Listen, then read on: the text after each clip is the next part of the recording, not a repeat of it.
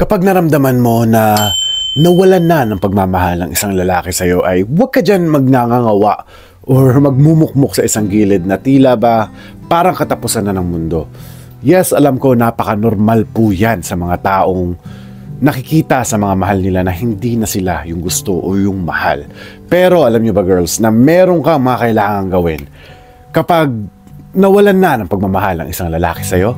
So yan ang pag-uusapan natin sa video natin ngayon. So kung bago ka pa lang dito sa aking channel, ay please do subscribe to my channel. At yes, kung magugustuhan mo itong video natin maya-maya, ay please do leave this video a like. At do not forget to turn on your notification bell para maging updated ka sa mga in-upload nating videos every week. At yes, sa kalagitnaan nga po ng ating video ay meron tayong shoutout section na kung saan babatiin natin ang ating mga mahal na subscribers na nagpapa-shoutout since last week. And also, do not forget to follow my Instagram account. Yan, para maging updated rin kayo sa personal life ko bilang OFW dito sa South Korea. At yes, malapit na po. Nag-aantay lang po tayo ng maraming members dito sa ating channel para maumpisahan na po natin yung live session natin. So kung di ka pa naka-member, please do join. Nakikita nyo po dyan sa tabi ng pangalan ko sa channel, may join. Sumali po kayo. At yes, mag-register po kayo para maging member ng grupo natin para kung may mga katanungan man kayo personally ay masasagot po natin yan. So without no more further ado, let's go to our main topic for today. Gawin mo ito kapag nawalan na ng pagmamahal ang lalaki sa'yo. Number one, all you have to do is just improve yourself. Yes, improve yourself. Yung katawan mo, most of it, lahat ng parte ng katawan mo. Because maybe nawawala ng pagmamahal ng isang lalaki kasi ang mga lalaki ay mga visual creature po kami. Kami po ay nai-inlove sa mga nakikita namin. So yes, maybe nagiging komportable ka na sa isang relationship at kaya, di ba, nawawala na yung body composition mo, nagiging komportable ka na. And also, yung balat mo. Baka hindi mo na naaalagaan yung balat mo. Baka natutulog ka na lang dire-diretso na hindi naghihilamos, di ba? Nanilinisan yung balat mo or yung mukha mo, kaya siguro nakaka-pimples ka at baka kinukulang ka sa mga skincare routine. So speaking of skincare routine, ito po ang aking personal na ginagamit. Kaya napakakinis po ng balat ng inyong lingkod. Ito po ang Aria Prime Gluta White na body lotion po nila. Ito po napaka-effective po nito. At yes, as I noticed sa isang buwan na ginagamit ko po itong product na to, ay napansin ko po ang pag-glow ng aking balat. Parang ang dami kong compliments na nakuha sa mga tao na, uy, parang pumuputi ka, parang nagiging healthy ka, ano ba kinakain mo? Yung mga natatanong nila pero hindi nila alam. Pinapahid ko lang to sa buong katawan ko. And also, yeah, to protect your skin from sun damages. Ito po ang Prime Sunscreen by Aria Co. Napakaganda po nitong product na to. Hindi lang po siya basta-basta sunscreen at nabibigay rin po ng nutrients sa balat ninyo, lalo-lalo na pag nilagay nyo sa muka.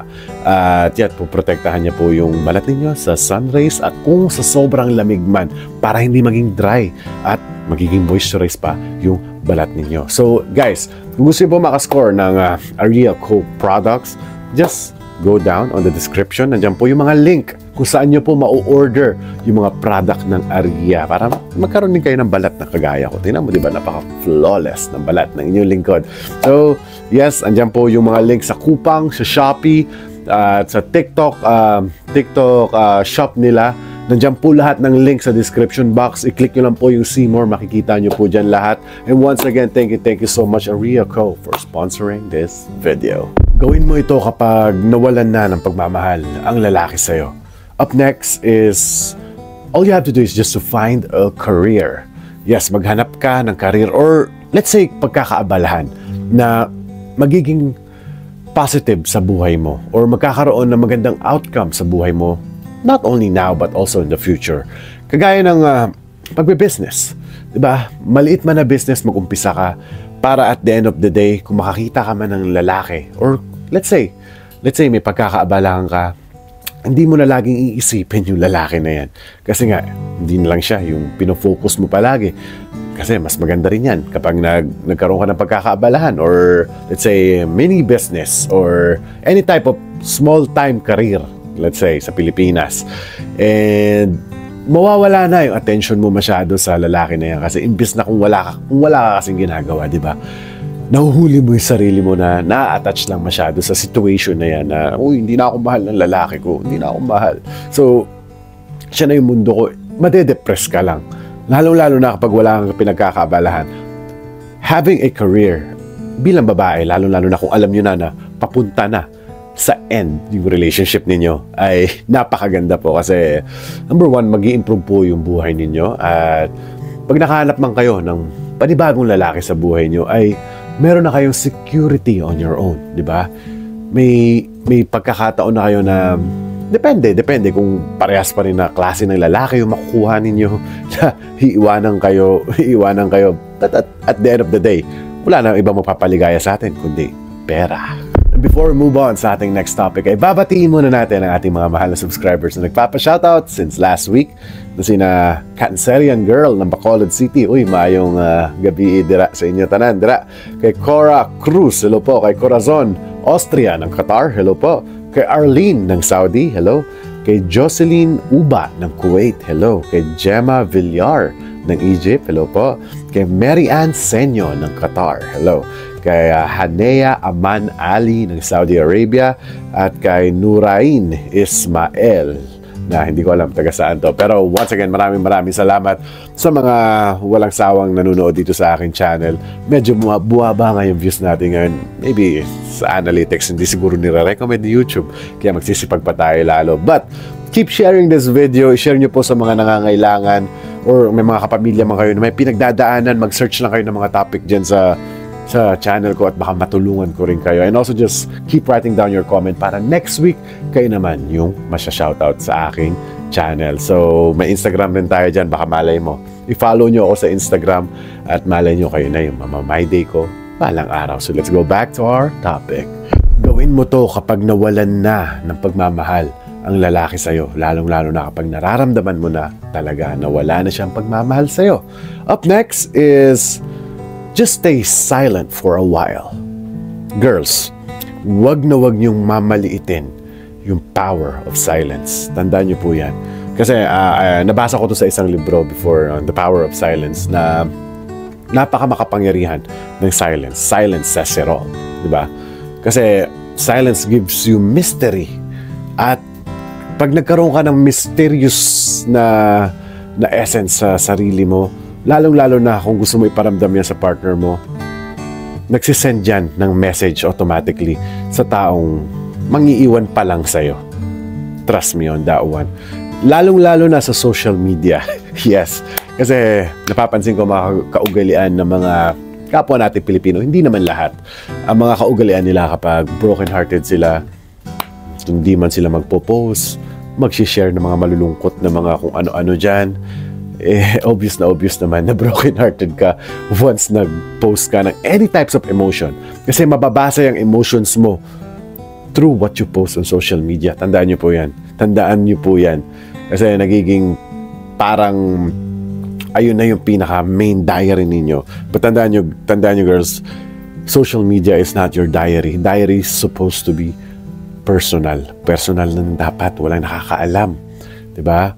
Kung ano man yung, huwag nyo masyadong pepersonalin yung social media.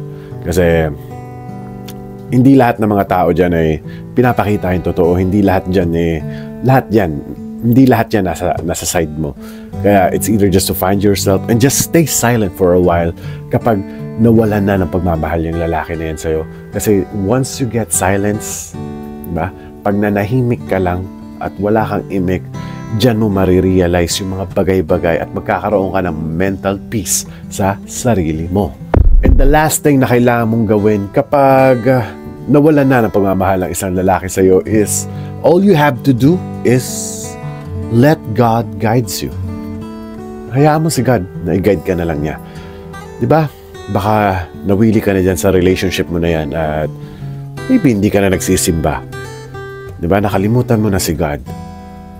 Tandaan natin, si God ay laging nandyan lang. So, kapag nakalimutan mo na yung mga ganung bagay, tandaan mo nandyan palagi si God nakagabay sa'yo. Or, ask for some questions. Humingi ka ng forgiveness sa Kanya dahil hindi ka na nakaka-attend maybe sa worship service kasi busy ka na nga dyan sa mga love life mo.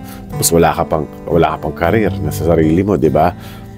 So, it's either both na mamili ka lang sa dalawa, or if you can do it both, pwede rin na magkaroon ka ng career and gawin mong habit yung Sunday service, di ba? Yung Katoliko ka man or Christian or Muslim or any type of religion, okay na okay po yan as long as hindi nyo kakalimutan yung pinakamamahal na Diyos natin from the Creator, from up above, kasi siya lang yung mag-guide sa atin.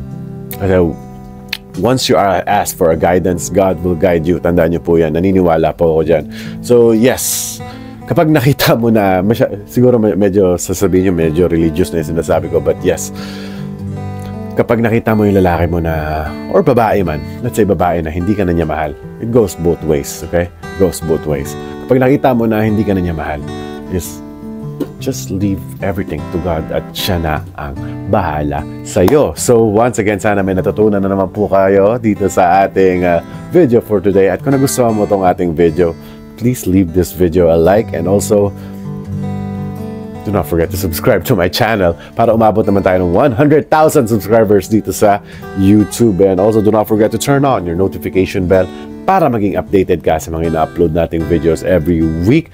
And yes, just keep writing down your comments para next week kayo naman yung mapapasama sa ating shout-out section. And also, do not forget to follow my Instagram account. Yes, para someday kayo na yung mamamay day ko dyan. Tapos, may mga videos din akong ginagawa dyan na medyo nakakatawa rin minsan. And yes, para makita nyo rin yung personal life ko as an OFW dito sa bansang South Korea. So once again, thank you so much for watching. At lagi nyo tatandaang, mahal na mahal ko kayo.